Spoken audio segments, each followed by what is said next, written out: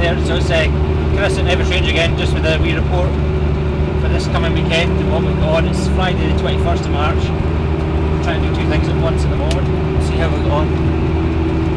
We had quite a loss of snow the past sort of week. It started snowing again yesterday, which was quite good. Managed to repair some of the damaged areas, and the snow's and the cold temperatures have managed to consolidate that and then improve again. So we've still got the rabbit run, we've still got Alpha. We've lost Linny. There's no snow at all down there just now, although it is starting to build up again this morning. So forecast staying cold. We'll see what happens over the next few days. We're just at Goose Bar Drive level now. You can see from this level up, about 70% of the fences are still buried. There's metres of snow above the Goose Bar Drive and above the quadra turn.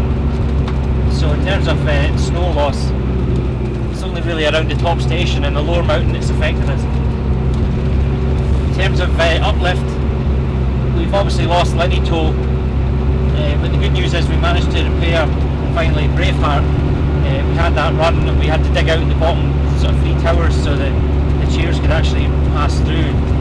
So it's been running, and conditions permitting this weekend, we look to run Braveheart, as well as all the other lifts on the front face of the hill, with the exception of Linny and Lochie. Looking forward to this weekend. The forecast is supposed to stay quite windy tomorrow.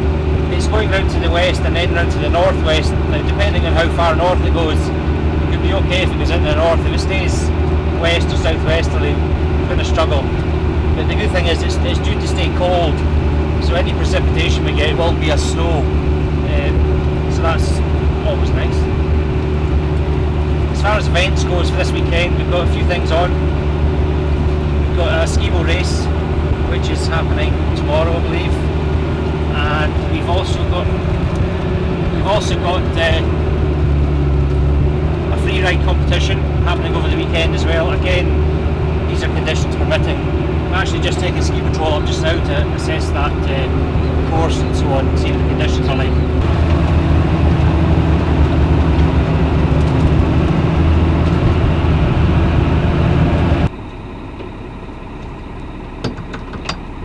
We've also got a couple of races this weekend. I believe there's a locals race and a Scottish Ski Club race happening over both days this weekend, so that's good.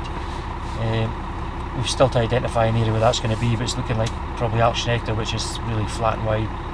There's plenty of room there for a race to happen and for everyone else to have some fun down there. Yeah, so as always, as I've said, forecast's not going to be straightforward. We don't know exactly what's going to happen, so if you check the forecast, check the website, all the information's there about all the events we're running. If it's not been clear coming from me, which probably hasn't, it's all there in black and white. And again, the latest forecast information will be there as well, so hopefully I'll see you up here the weekend.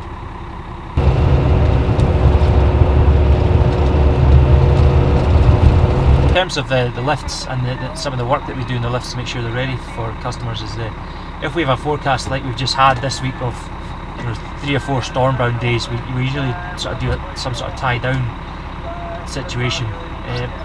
Behind me, for example, the quad chair, it's tied down at the moment on 4 towers. And this is, again, if we have a forecast sort of approaching 100 miles an hour, we would tie that down because you don't want to come in the morning and it's derailed off all the towers, which has happened. It's happened a couple of times in the last sort of 10 years. And it's a lot of work to repair all that and to put it back on. And again, the same applies to the Goose Bar. Tie that on a couple of towers, some what we call lightly loaded towers, 3 and 4. So we tie down on those, and again that stops it derailing off every tower further up the mountain. And the summit, which we tie down sort of the most regular out of all of them. Any sort of winds approaching sort of 50-60 mile an hour in the forecast, we tie the summit down. Again, just to stop the derails and just to speed up the process of opening up in the morning. And we don't really use rope anymore. We use a sort of a system of old slings and turnbuckle hooks and so on, and it's quite simple. It's just a case of hooking on, twist the turnbuckle, that's it, done. It saves really, it speeds the whole process of undoing it all. Trying to undo some of these knots when it's all frozen up and hard, it's just a nightmare.